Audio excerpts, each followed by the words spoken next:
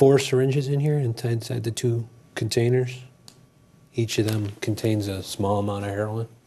These are taken off when we make an arrest, and like I said, a lot of times we find them after an overdose. When we do a search of the area, we locate needles, as well as stuff like this.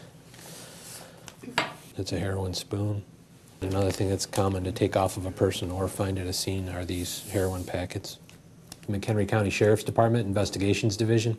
One of my jobs is to oversee the narcotics unit.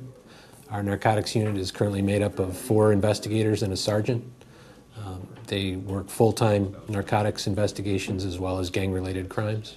Most recent years, since 2002 and to this date, we've seen an increase in heroin-related crimes as well as heroin-related arrests. Heroin's a relatively cheap drug to obtain, between $15 and $20 for a small jab or packet.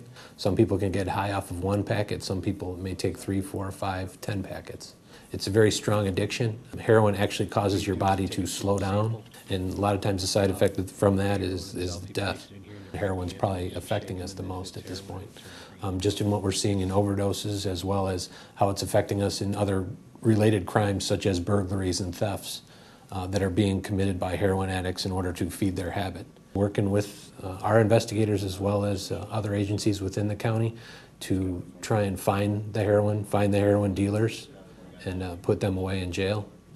At the same time, I understand we're working with the state's attorney's office, and when people are charged with heroin-related crimes, they also have to attend counseling, which is something that we hope will reduce the recidivism rate of the heroin use in McHenry County. Because the economy is so bad, I think a lot of people are seeing this as number one, it's an easy way to make money by selling drugs, and number 2, they use that as a crutch. They can't get a job, they're not feeling good about themselves, they might have some type of addiction, and they're just going to continue to use drugs and then complain about it.